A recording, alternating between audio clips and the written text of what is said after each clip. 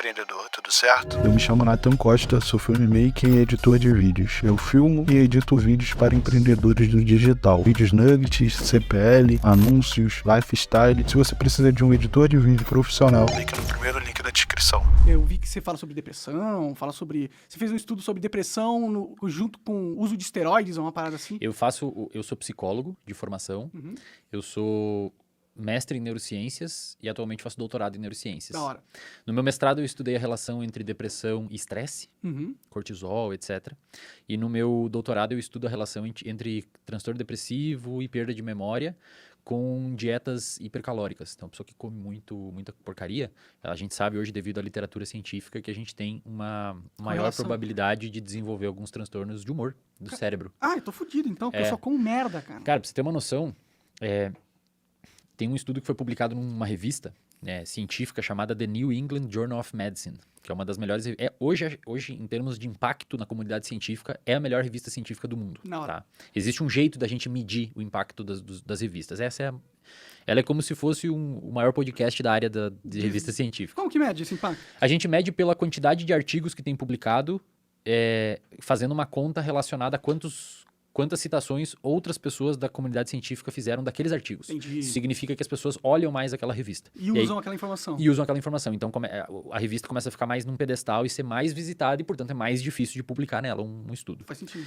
Esse The New England tem um estudo muito legal, cara, que foi publicado lá com humanos, mostrando que se você tem uma glicose no sangue, açúcar no sangue mesmo, né? Tanto se você for ou não diabético, não precisa ser diabético, você tem um aumento de razões de chance, um aumento de probabilidade de desenvolver demência, cara. Caralho. Perda de memória. Mas qual que é esse aumento?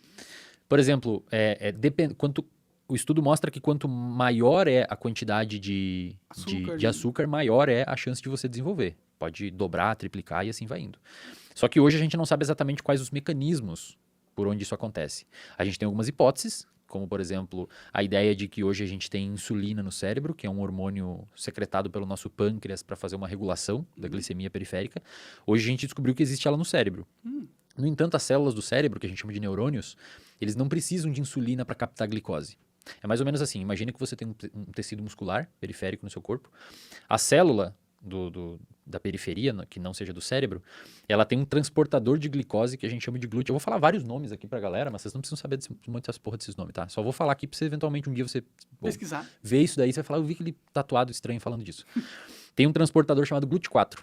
Esse transportador de glicose, ele permite que a glicose entre na célula. Então aqui está passando o seu sangue, aqui está a sua célula, aqui está o transportador.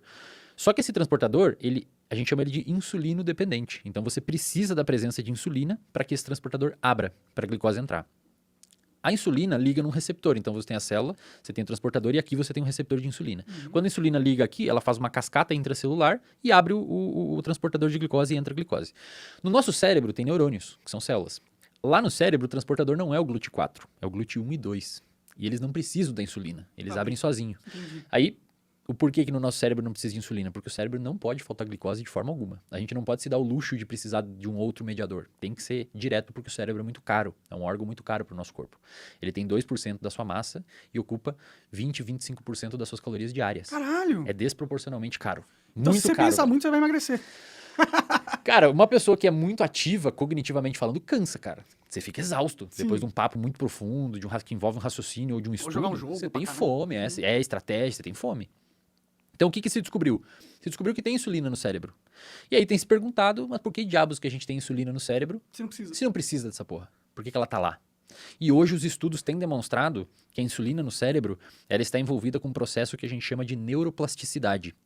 O que é isso? O nosso cérebro, Monark, isso é uma coisa muito legal, cara. O nosso cérebro, ele é plástico. O que significa?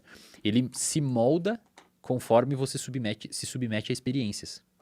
Então, por exemplo, se você aprende uma nova língua, se você aprende um novo conceito, se você aprende xadrez, o seu cérebro muda as conexões entre as células, fisicamente mesmo, e tende a fortalecer aquele aprendizado que você teve. Isso a gente chama de neuroplasticidade. É a mudança do seu cérebro frente às experiências da vida. É como a gente coloca um conhecimento no nosso disco rígido. Nosso disco rígido é feito dessas células e elas mudando meio que dá a informação, esse padrão que ele mudou, para. Perfeito, fica lá, fica lá. Entendi. E o mais legal é que quanto mais você joga informação dentro do disco rígido, melhor ele fica em pegar informação nova. Então a pessoa que estuda fica melhor em estudar com o tempo, Pode crer. saca? É muito parecido com o músculo. Quando você treina o músculo, ele se molda frente àquele estímulo que você dá e ele fica mais forte para puxar mais carga. Uhum. Então a galera que estuda, quanto mais você estuda, melhor você fica em estudar. Interessante. E olha que louco, a insulina no cérebro parece que está super envolvida nesse processo de fazer o cérebro mudar. Entendi. Então não tem nada a ver com glicose, tem a ver com neuroplasticidade. E o que os autores têm mostrado hoje em modelos animais, então estudando roedores e modelos não humanos em laboratório, que infelizmente é o que a gente pode fazer hoje para verificar um pouco mais de perto essas situações, tem se descoberto que, por exemplo, o cérebro de uma pessoa com doença de Alzheimer, que é um tipo de demência caracterizado por perda de memória e tal, tem resistência à insulina. O cérebro de uma pessoa com Alzheimer é muito parecido com o músculo de uma pessoa com diabetes. Inclusive, cara, o Alzheimer, por alguns neurocientistas, tem sido chamado de diabetes tipo 3. Quase como se fosse, é louco, né? Que loucura. Quase como se fosse um tipo de diabetes, porque você vê o cérebro da pessoa e ela tem os neurônios, que são as células do cérebro, a insulina não liga muito bem neles. E isso faz com que a pessoa tenha menor neuroplasticidade, o cérebro não consiga se manter razoavelmente vivo, aqueles neurônios recebendo nutrientes para viver, e começa a ter uma perda de memória, uma perda de neurônios, e a pessoa começa a perder memória. Então eu estudei basicamente isso no meu doutorado, e no meu mestrado eu estudei a relação entre estresse e depressão.